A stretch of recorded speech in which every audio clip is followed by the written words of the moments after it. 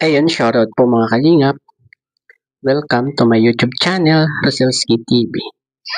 At eto na naman po tayo para mag-reaction sa isang post na naman sa FB page ng The Publisher. At ang sama-sama talaga ng post na ito na naging daan para mabash si Kalingap Rob. The Publisher, akala ko ba okay na sana do sa post mo na I love Kalingap okay na po tayo doon pero ano na naman po itong pinost nyo? Ano po? Engagement ba ang habol mo para sa page mo?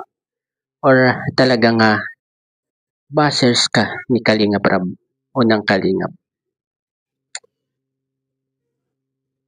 Alam mo, nakipag-collab ka pa kay Laila Lee, no? Nakipag-collab ka pa talaga. At iyan ang gustong-gusto ni Laila Lee, yung magkaroon siya ng kakampi. Kasi yung si Laila Lee, matagal ng bashers yan ni Kalingap Rob. No? At ano bang nakukuha nyo? Inggit ba kayo kay Kalingap Rob? Kasi marami siyang natutulungan. Maraming viewers ang gusto siya. At alam nyo naman na yung mga pinagsasabi ni Laila Lee ay hindi totoo. Na bugaw daw si Kalingap Rob o MG. Panoorin nyo muna yung unang vlog nila kay Queen. At si John Wonder mismo ang lumapit kay Kalingap Rob para ma-vlog lang si Queen at matulungan para ma-meet ang kanyang tatay na German. Diba? Panoorin nyo po yung unang vlog kay Queen.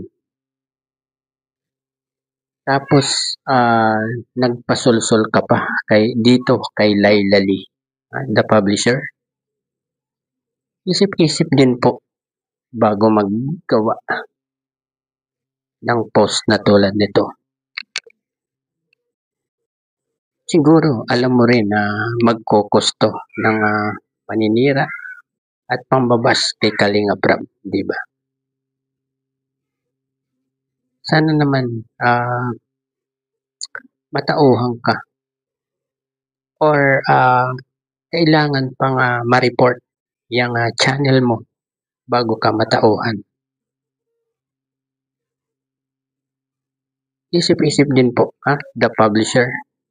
Kung sino man ang nasa likod ng The Publisher, isip-isip din po kayo bago mag-post. Okay? Nakakasira po kayo ng tao ang gusto lang gawin ay tumulong sa mga mahihirap na tulad ni Queen.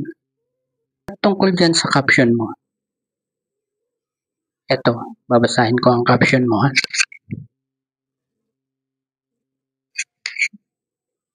Ito po ang caption mo. Hala, ganito pala si Kuya Idol Kalingap Rob. Pero di ako naniniwala. Di ka pala naniniwala. Pero ipinost mo. Di ba?